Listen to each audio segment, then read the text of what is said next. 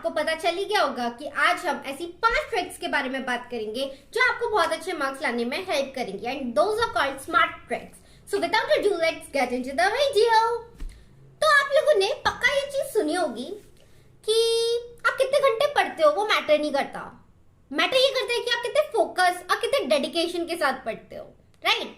तो अगर मैं बोलूं कि आज मैंने 10 घंटे पढ़ाई की है, वेर मेरी फ्रेंड बोले आज मैंने सिर्फ 2 घंटा पढ़ाई किया है, लेकिन आप कितने प्रोडक्टिव होके कितने फोकस के साथ कितने घंटे पढ़ पाए और आपने कितनी चीजें नई लर्न कर पाई और आपके माइंड में कितनी चीजें याद है, ये सबसे इंपॉर्टेंट फैक्टर होता है।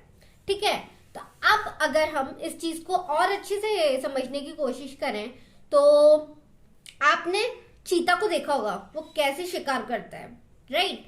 वो पूरे के पूरे एक हफ्ते शिकार नहीं करता, लेकिन जब वो शिकार करता है, जिस दिन करता है, उसके पीछे पागलों की तरह शिकार करता है।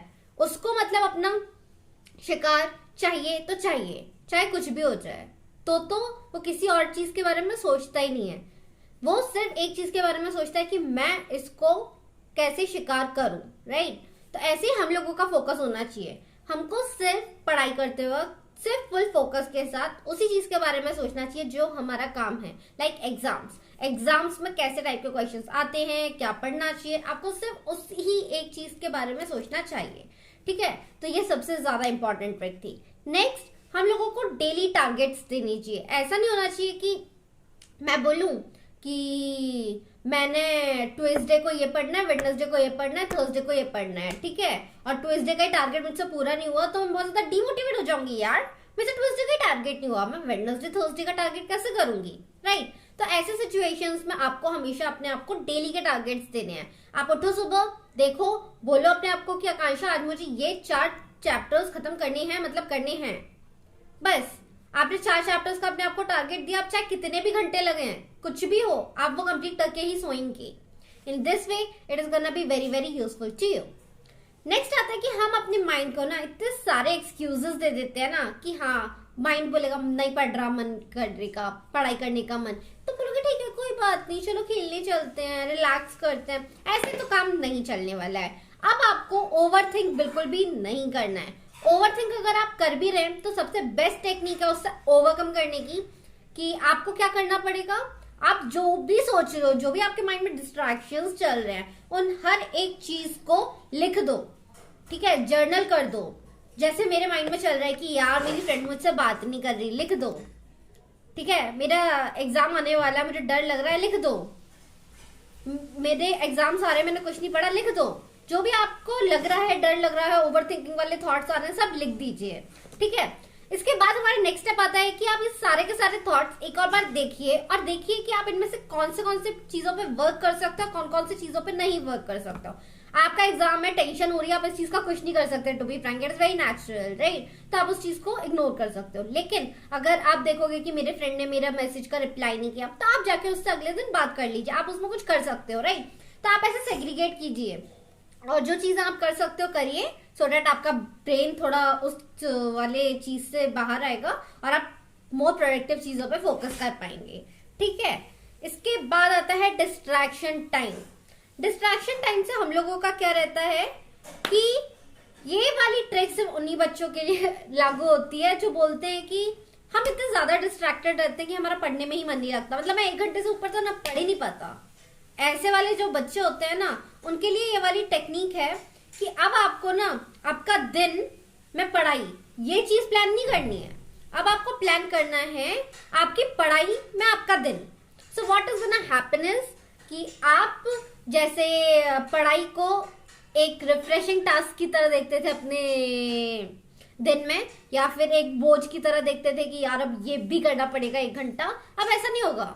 अब आप पूरा का पूरा दिन पढ़ाई करेंगे और उसमें से ब्रेक्स का जो टाइम होता है, लेट से 2 घंटे मिल गए, फ्री हो गए तो आप खेलने चले गए, फिर आपको 1-2 घंटे मिल गए तो उसमें खाना पीना खा लिया। अब आप ऐसे प्लान करेंगे, पढ़ाई के अंदर अब आपका दिन होगा, तो इन this way also you can also get good marks. तो ये सारे जो भी मैं आपको ट्रिक्स टिप्स बता रही हूँ ना, ये सब मैंने टॉपर्स से बात करके उनका जो सीक्रेट होता है ना टॉप करने का, तब जाके मुझे ये सब चीजें समझ में आई हैं। नेक्स्ट होती है हमारी 4th problem, very very serious problem. मेरा एग्जाम है कल, मैं कॉल कर रही हूँ। हेलो श्रेया, यार तूने एग्जाम्स के लिए पढ़ लिया? यार तेरा कितना हो गया सिलेबस? यार मेरा कुछ भी नहीं हुआ। आप ऐसी वाली हरकतें बिल्कुल भी मत कीजिएगा। आप अपने आप से मतलब रखिए। आप पता कीजिए कि आपने कितनी पढ़ाई की है, आपको कितनी और पढ़ाई करनी है, आपको कंपेयर करना है तो आप अपने आप से कीजिए।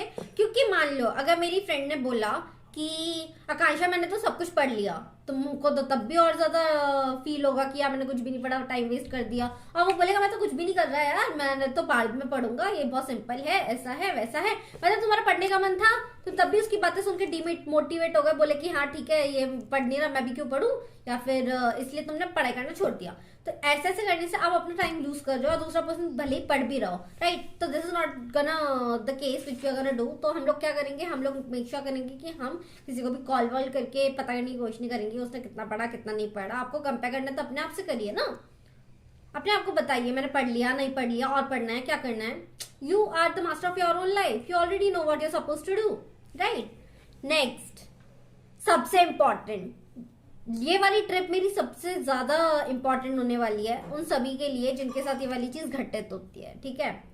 मतलब आपने पूरा पेपर के लिए सारे क्वेश्चन, सारे चैप्टर्स, सारी बुक्स पढ़ी थी, उसके बाद आप जब एग्जाम में गए आप ब्लैंक हो जाते हो। आप देखते हो कि यार ये मेरे को पूरा पेपर आता है, लेकिन डर हो रहा है, स्ट्रेस हो रही है, एंजाइटी हो रही है, उन सब चीजों की वजह से आप पेपर ही ढंग से नहीं लिख के आ पाते हो। ऐसे में क्या करें?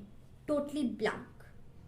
तो इसमें आपको करना क्या है ना, कुछ ज्यादा नहीं, आराम से रिलैक्स कीजिए। यस, आपको यही करना है, deep in deep out breaths लेनी है।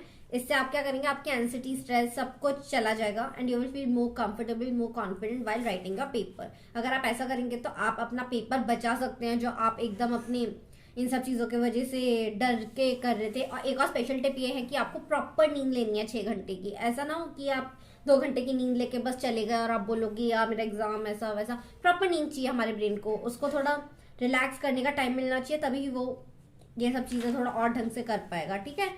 तो आपको ये सब ट्रिप्स इस्तेमाल करनी है बहुत अच्छे मार्क्स लाने के लिए, and these are called smart tricks. अगर आप इस सब ट्रिक्स के वजह से और यूज करके पढ़ेंगे तो आई एम श्योर आपके मार्क्स यहाँ से यहाँ चले जाएंगे, राइट? तो all the very best for your exam. और अगर आप मेरे चैनल पे न्यू है तो प्लीज सब्सक्राइब कर दीजिएगा, and all the very best again.